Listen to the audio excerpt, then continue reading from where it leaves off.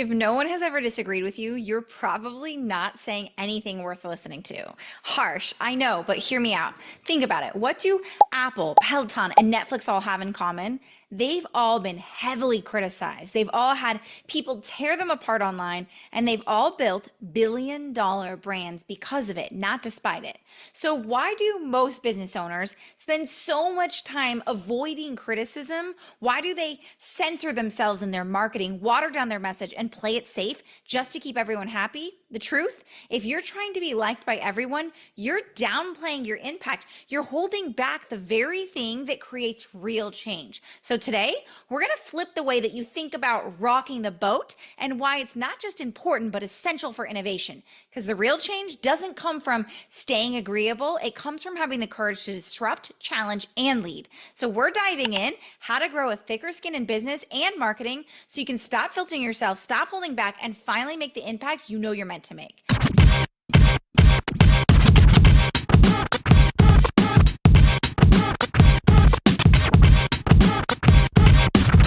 Now, hey, and welcome back to the Business Real Talk.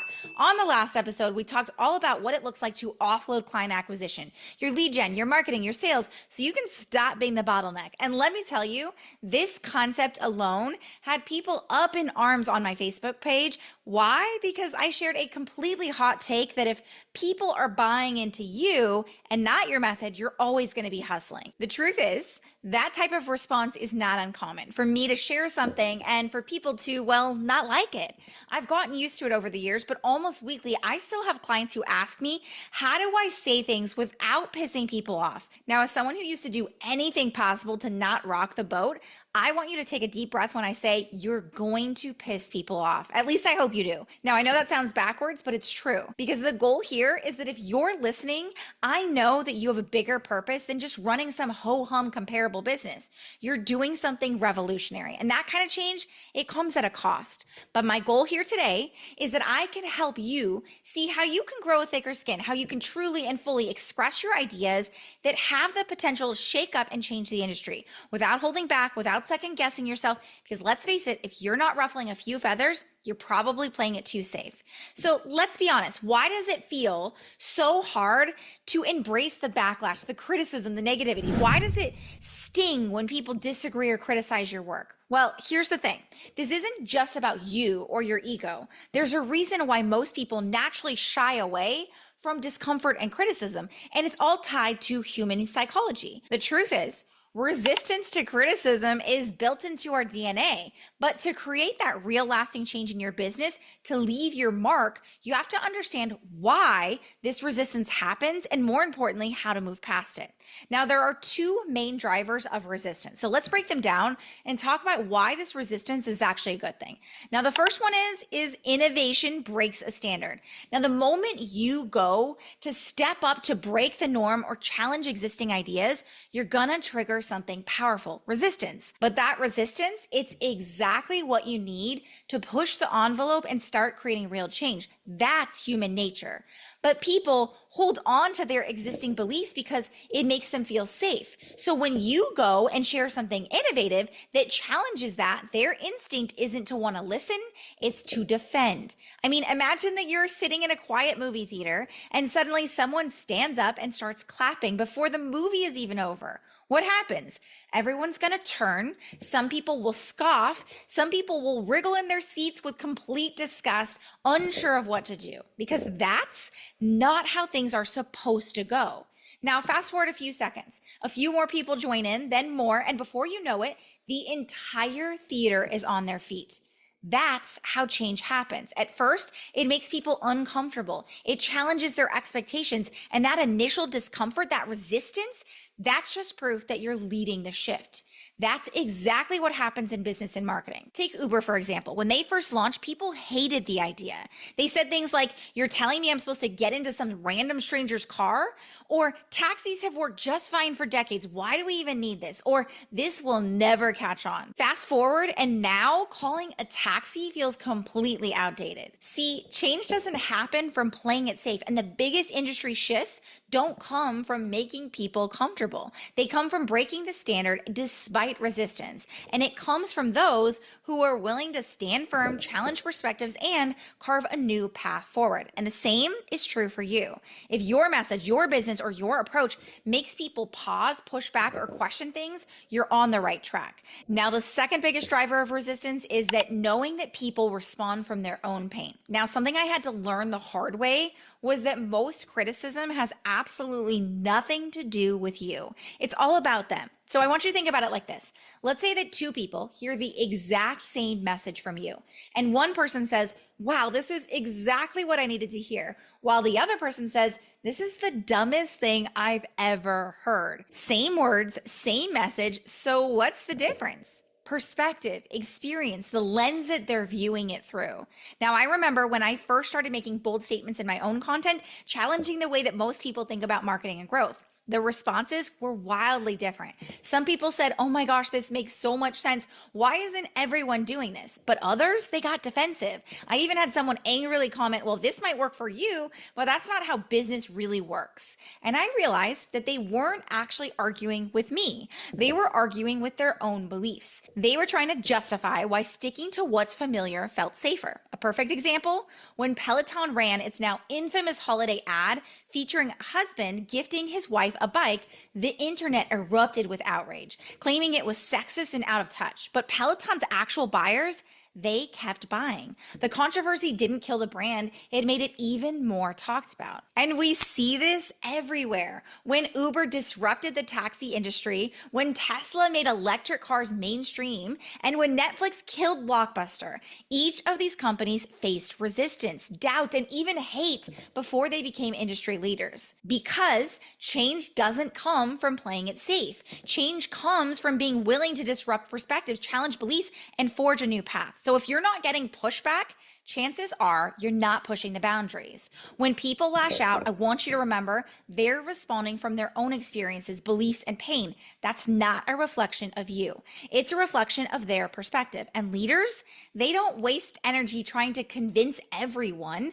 They understand who is receptive and open to change and who just isn't ready. And they keep moving forward. And the key isn't to ignore or invalidate people's experiences. It's to meet them with what I call an empathy echo. An empathy echo means that you acknowledge their experience without letting it define your direction. You don't argue, you don't defend, you stand firm in your message while offering a clarity perspective where it makes sense. So try this empathy echo out inside of your marketing. Here's an example. I absolutely understand where you're coming from, and the aim of what we do is blank, not blank. This allows you to be empathetic without absorbing their emotions. It allows you to validate their experience without making it mean something about you and your work that takes a completely different approach to what they've experienced. So now that you understand the two biggest drivers of resistance, let's talk about how we shift out of this and what the solutions are. Now, one of the biggest lessons I had to learn in business was that success isn't about me. It sounds completely backwards, right? But let me explain. Now, most people think about success in personal terms. So they'll say things like, what do I need to do? What if someone doesn't like me? What if people judge me? So when things don't go according to plan, they make it mean something about them. When someone trolls them, disagrees with them, or criticizes their ideas, they make it mean something about them. But when you realize that success isn't about you, you approach success differently, because success isn't about being personally accepted. It's about leading something bigger than yourself. Think about the people who have made the biggest impact. Were they loved by everyone? No. Did they create change by seeking approval? Absolutely not. So if you focus on being accepted, you're going to filter yourself. If you focus on leading, you'll create the change that you're actually here to make. Take Martin Luther King Jr. If he worried about everyone liking him, would he have led a movement? No. He knew his message was bigger than his personal comfort. So let me ask you, are you leading for your own comfort or for the people who actually need your message? This shift changes everything. So how do you actually build a thicker skin and stop letting negativity hold you back? Now, the first thing you need to understand is how to separate the pushback from the truth. Now, not all criticism is created equal. Some of it is noise, some of it's a mirror, and some of it actually reveals where you need to clarify your message. So you need to ask yourself two key questions. Is this pushback coming from a place of misunderstanding, or is it simply resistance to change? Number two, does this feedback expose a gap in how I'm communicating my message, or is it just someone projecting their own fears? Strong leaders know the difference. The second thing we need to understand is how to own the disruption. See, if your message doesn't stir something in people, it's probably not powerful enough. People don't share, engage with, or follow lukewarm content. They engage with things that spark a reaction, that make them think, that challenge their beliefs. So if your marketing is built to keep everyone comfortable, you're missing the opportunity to create a movement. Instead of fearing pushback, use it as a sign that you're on the right track.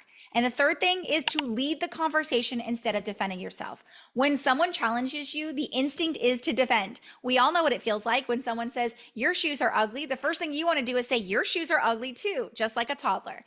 But instead of trying to explain yourself or trying to prove why you're right, the shift you need to make is that not defending, but instead leading. Instead of getting stuck in debates, shift the conversation. Instead of proving, demonstrate. Instead of reacting, reinforce your vision. So I want to show you how we do this using what I call the Lighthouse System. Now, the root of all of what we're talking about here is actually crystal clear clarity. Knowing the power of your work is what creates conviction, which leads to confidence and ultimately a message that acts as a lighthouse for both your business and your life-changing work. Now, without that clarity, you're like a buoy, just floating around, tossed by the waves of external opinions and forces, constantly reacting to everything. But with clarity, your work becomes a lighthouse. It stands the test of time. It breaks the standard. It's the guiding light, the beacon that shows others the way forward. It's what people have been waiting for. So we need to know how to solve two of the biggest roadblocks when it comes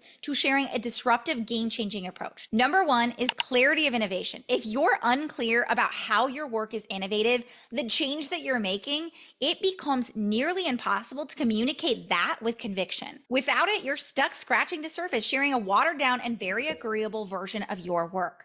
You know that there's more to it, something that could shake the industry, something that should change everything. But without clarity, it gets buried in the noise. You end up holding back the full gravity of your beliefs and your potential. So our solution to this is innovative gap methodology. Now, at the heart of innovative gap methodology is the concept of identifying and clarifying the gap, that space between where your audience is now and where they need to be in order to achieve their bigger, bolder goals. The reality is most entrepreneurs and business owners struggle with innovation clarity because they're not clear on this gap, or worse, they're trying to fill it with the same tired and recycled solutions. The truth is, innovation isn't about just simply offering something radically new for the sake of novelty or rebranding something that already exists just to make it sound different.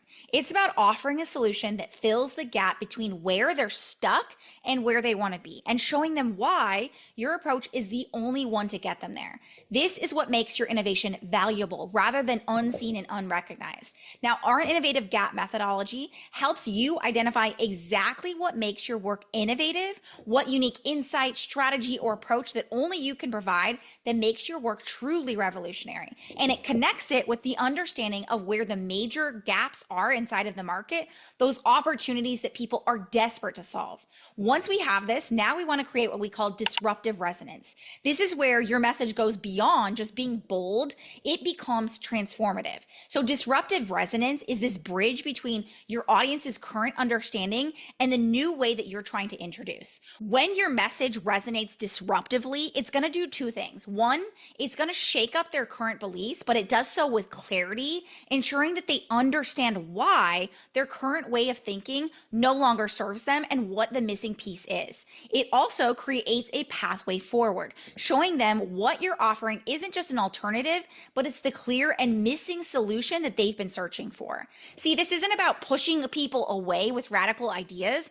It's about helping them make sense of why your approach is the answer to the gaps that they may not have even realized were existent. You're not just telling them to wake up to something new, you're showing them how this new perspective fits into their world, how it shifts their thinking, and how it leads to a tangible, game-changing result that they've been waiting for. This is why we created baseline messaging, and it's the key to achieving this. It's a systematic and holistically applied system. What it does is it creates this baseline to your messaging so that you're drawing your audience in, showing them exactly what they're currently trying, why those solutions aren't working, finding the gap and showing them how you actually solve for that gap, so your solution becomes the only clear path forward. This allows you to not only showcase your innovative gap method, but allows you to communicate in a way that resonates deeply with your audience's desires and needs, creating this connection, this bridge of sorts, so you're not only clearly articulating why your innovation matters and how it will transform their reality, but you're unlocking this clarity of conviction that lets you be able to clearly share that and stand tall with your beliefs so you can attract the right people and lead with confidence. This Lighthouse system is responsible for our clients taking major stages where they captivate their audiences and leave people clamoring over their work. It's the system that allowed my client to land a major speaking role that later became an ongoing consulting role at Pinterest. And it's this system that landed my client across media platforms, being recognized for her trailblazing work in the healthcare industry. This is the power of the Lighthouse system, pairing the clear and compelling insights into your innovative method with a baseline messaging system that's so deeply resonant that it disrupts the whole industry. This is the foundation of our EasyS method. And my innovative method was built to fill a major gap in the market, just like I'm teaching you here, so that I could help experts and CEOs go from diluted messages to avoiding criticism to creating a memorable and game-changing method that actually gets leads to sell themselves. So let's talk about how the EasyS method actually works and how it's disrupting client acquisition and the marketing industry as a whole. Now, there's 3 key factors to the EasyS method. The first one is knowing how to win the market. Everyone likes to talk about how to stand out or how to survive in saturated markets, but that's a losing game because you're always going to be chasing demand. Instead, we focus on how to win the market using your innovative advantage. Simply put, we actually create innovative approaches to solve the high value gaps in your market. Think about this as your way to create a true market of one, where your competition is completely irrelevant and you've created something so revolutionary, so innovative that people come running to you. This is how you create a business that actually creates inbound demand, clients chasing you, where you have the complete price elasticity to charge 5 to 10 times more for what you're charging and have clients lining up to work with you. Using our innovative gap method, we help you identify these major high value gaps in the market and give you the exact pathway for how you can actually solve for these gaps, creating that space so you win the market and have clients chasing you. This is the foundation for everything else inside of the EasyS method. Once you've defined this, then it's about amplifying this using our method-based bingeable selling system. Our bingeable selling system mirrors the way that Netflix gets you to fall in love with your favorite show within a matter of hours by using what we call our bingeable decision theory, mirroring the way that people naturally make decisions so that you create a bingeable experience that gets people to go from hello to completely sold on you within a matter of hours without you needing to chase down leads. This is the key to getting leads to sell themselves. And the third and final piece is actually being able to deliver on the results you promise, because we're not building a here today, gone tomorrow business that can't stand the test of time. Instead, we want to create a business that allows you to deliver world-class results at scale, creating a happy client machine within your business. This is how we systemize delivery, take you out of every step of the process, and allow your clients to shout from the rooftops about the amazing success they've had working with you. This is the power behind the EasyS method. And it's exactly why I'm so crazy about what we do, because we've developed this method in mind with knowing that there's a better and easier way, instead of you chasing your leads, to get your leads to sell themselves. So if you're ready to see how the EasyS method can be applied within your business, I want to invite you to book a growth optimization call with me. On this call, you and I will sit down, we'll review your client acquisition system. I'll share with you where I see the biggest gaps and opportunities and whether or not I believe the EasyS method can work for you. So to book your growth optimization call while they're available, head on over to easyesleads.com netflixsfacts.com/call. And if you're new around here and want to learn a little bit more about how we developed the Easy Yes method so that you can get your leads to sell themselves using the Netflix effect, head on over to thenetflixeffect.com to check out our free bingeable mini series that breaks down exactly how the system works. Now, as always, we love and appreciate if this episode sparked something for you, brought up ideas, made you think differently about how you run your business. We would love and appreciate if you could rate, subscribe, and share this episode with a friend. But until next time, here's to keeping it real.